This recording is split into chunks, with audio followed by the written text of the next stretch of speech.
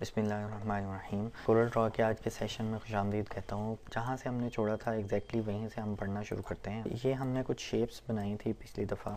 मैं इस दफ़ा चाह रहा हूँ कि आपको थोड़ा सा इस डॉकर पैलेट्स के बारे में थोड़ा सा गाइड करता जाऊँ। अब जो चीज़ आप यूज़ करते जाएंगे वो इस डॉकर पैलेट में आती चली जाएगी। जैसा कि मैं कलर्स को यूज़ करता हूँ तो ये कलर्स का जो पैलेट है ये इस डॉकर में आता जा रहा है। यहाँ से आप कलर्स को चेंज कर सकते हैं, कलर्स को फिल और आउटलाइन को फिल कर सकते हैं इजीली। आप ये देखें, फर्ज करें मेरे पास ये कलर है तो मैं सिलेक्टेड आइटम पे जब फिल को प्रेस करूँगा तो ये उसमें फिल हो जाएगा। अब इसकी आउटलाइन अभी तक ब्लैक है तो अगर मैं चाहता हूँ इसकी आउटलाइन को चेंज करूँ तो ये मैं इस कलर में इसकी आउटलाइन प्रेस करूँगा तो ये आउटलाइन चेंज हो चुकी है इसकी। इसको मैं डायमीटर ज़्यादा किया है तो ये आपको वाज़े तौर पे नज़र आ रही है। फ़र्ज़ करें मैं इसको ये कलर देता हूँ आउटलाइन तो ये आउटलाइन का ये कलर हो गया है। इसी तरह अगर मैं फिल को चेंज करना चाह रहा हूँ तो इजीली मैं इसको यहाँ से फिल चेंज कर सकता हूँ। अक्सर जो डिज़ाइनर्स होते हैं उनको CMYK या RGB मोड में जब वो काम कर रहे होते हैं तो उसकी कम्बिनेशंस का उनको आमतौर पे पता होता है, अंदाज़ा होता है, तो वो उन कम्बिनेशंस को बनाते हैं और उससे फिर वो कलरिंग करते हैं। फ़र्ज़ करें मैं इसको 10 और 10 और इसको भी 10 और इसको भी 10, तो ये आपके पास एक और कलर आएगा, ये ग्रेइश कलर आ चुका है। आप इसको फिल कर सकते हैं और आउटलाइन दे सकते हैं। आपके पास एग्जैक्टली सेम हो गया है। आप इसकी आउटलाइन को चेंज कर दें तो इस तरह से आप इस कलर पैलेट को यूज़ कर सकते हैं। इसके अलावा आप ये कलर ड्रॉपर, आई ड्रॉपर भी देख रहे हैं। इससे आप कोई भी कलर स्क्रीन के ऊपर मौजूद कोई भी कलर को आप सेलेक्ट कर सकते हैं। फ़र्ज़ करें मैं इसको सेलेक्ट करता हूँ तो ये एग्जैक्टली वो वाला कलर आ चुका है। आप इसको फिल कर सकते हैं सिलेक्टेड आइटम में और आउटलाइन के लिए यूज़ कर सकते हैं। इसके अलावा आपके पास ये मिक्सर है जहाँ से मिक्सिंग के ज़रिए आप कोई भी सिलेक्ट कर सकते हैं, कोई भी एरिया ऑफ कलर सेलेक्ट कर सकते हैं। इधर से आप कलर की डेप्थ और कलर का मोड चेंज कर सकते हैं। ये देखिएगा, अब मैं रेडिश की तरफ जाता हूँ तो आप इसका कोई भी एरिया सेलेक्ट कर सकते हैं और ये यहाँ पे आपको दिखाई देगा। कोई भी आप कलर सेलेक्ट कर सकते हैं और इजीली फिल और आउटलाइन दे सकते हैं। इसके अलावा बहुत सारे स्वॉचेस आपके पास मौजूद हैं जिनको आप सेलेक्ट कर सकते हैं। ये बहुत सारे स्वॉचेस हैं और इस हिसाब से आप अगर लाइट में रहना चाहते हैं तो आप लाइट स्वॉचेस देखेंगे और अगर आप इसको फिल करें और आउटलाइन देना चाहें तो आप इसको फिल और आउटलाइन भी दे सकते हैं। अब इससे आपको बहुत बेहतरीन कलर्स मिल जाते हैं। आप उसमें से सिलेक्ट करें और अपने प्रोजेक्ट के मुताबिक यूज़ कर सकते हैं। इसके अलावा अलाइन एंड डिस्ट्रीब्यूट है, ये आपको बहुत ही ज़्यादा मददगार साबित होता है जब आप बहुत सारी चीज़ों को आप प्रोफेशनली डिज़ाइन करते हैं और फिर आपको उनको सेट करना होता है, एडजस्ट करना होता है। सपोज़ मैं इस ऑब्जेक्ट को एक जगह पे सेट कर चुका हूँ, अब मैं चाहता हूँ कि ये जो ऑब्जेक्ट है ये बिल्कुल इसके साथ अलाइन हो जाए वर्टिकली। तो मैं जिस ऑब्जेक्ट को अलाइन करना चाहता हूँ पहले मैं उसको सेलेक्ट करूँगा और जिसके हिसाब से मैं अलाइन करना चाहता हूँ फिर मैं उसको सेलेक्ट करूँगा। अब मैंने पहले इस ग्रीन स्टार को सेलेक्ट किया है। अब मैं चूँकि इसको लाइट ब्लू स्टार के हिसाब से एडजस्ट करना चाहता हूँ तो मैं अब लाइट ब्लू को सेलेक्ट करूँगा, लेकिन उससे पहले मुझे शिफ्ट की प्रेस करनी पड़ेगी। अब मैं शिफ्ट और क्लिक प्रेस कर रहा हूँ तो ये ब्लू स्टार और ग्रीन स्टार दोनों सेलेक्ट हो चुके हैं। अब इधर से अलाइनमेंट है। अब ये अलाइनमेंट को आप गौर करना पड़ेगा।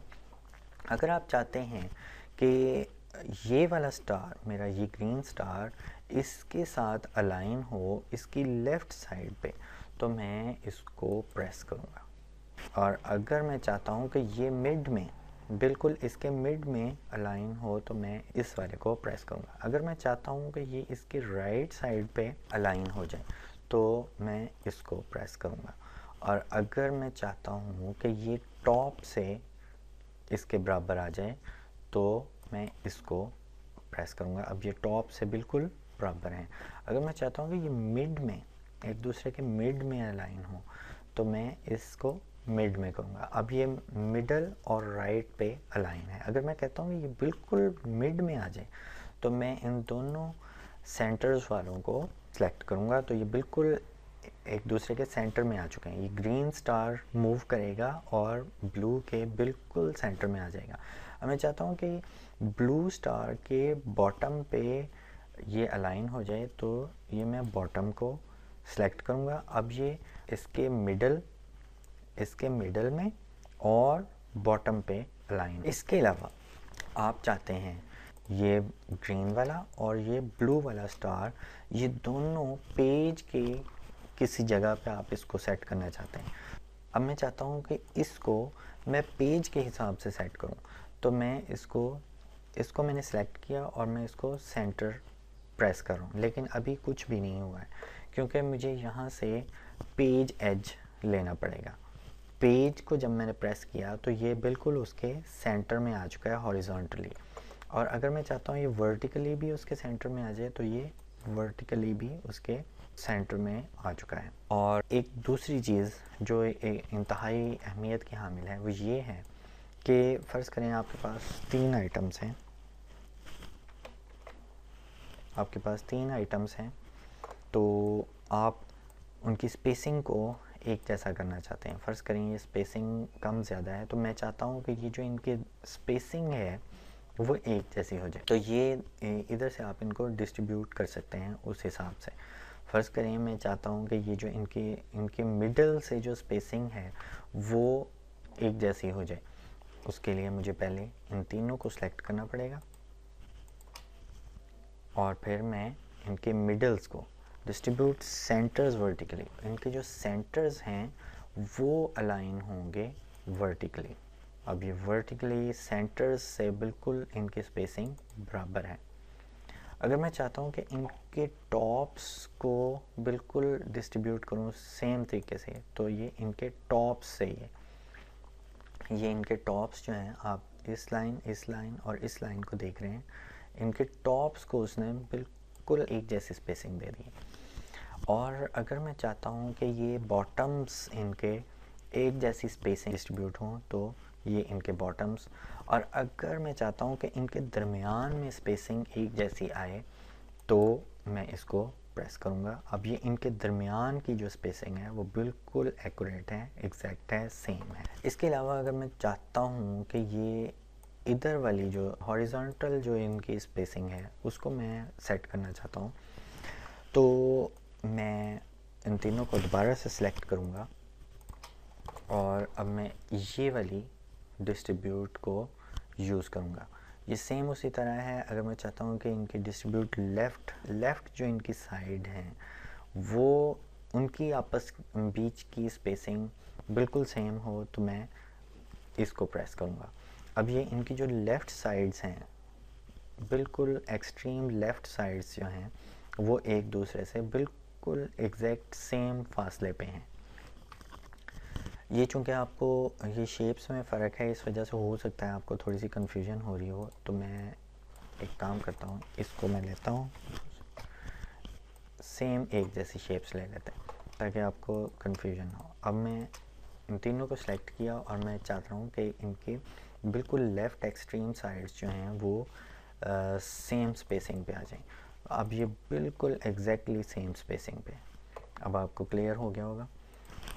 मैं इन तीनों को फिर से सिलेक्ट करता हूँ, और मैं चाहता हूँ कि ये मिडल से, यानी यहाँ और यहाँ से बिल्कुल सेम स्पेसिंग पे हों, तो मैं इनको प्रेस करता हूँ, तो कोई डिफरेंस नहीं आया क्योंकि शेप्स सेम हैं, बिल्कुल सेम शेप्स हैं। मैं आपको अब इस पे चेक करवाता हूँ।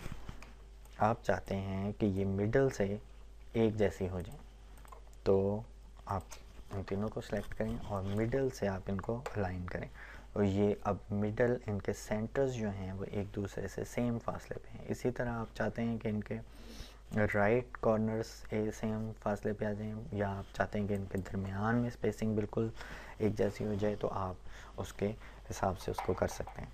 इस तरह से आपको बहुत सारे ऑब्जेक्ट्स को सेट करना होता है, एडजस्ट करना होता है, बहुत सारी चीज़ों को अलाइन करना होता है। तो ये वाला जो अलाइन एंड डिस्ट्रीब्यूट वाला डॉकर पैलेट है, ये आपको बहुत ज़्यादा मददगार साबित होती है। अगर आप इसको सही तरीके से नहीं कर पाते तो आपका काम बहुत ही इम्प्रोफेशनल नज़र आता है। ओके, टेक केयर, अल्लाह हाफिज़।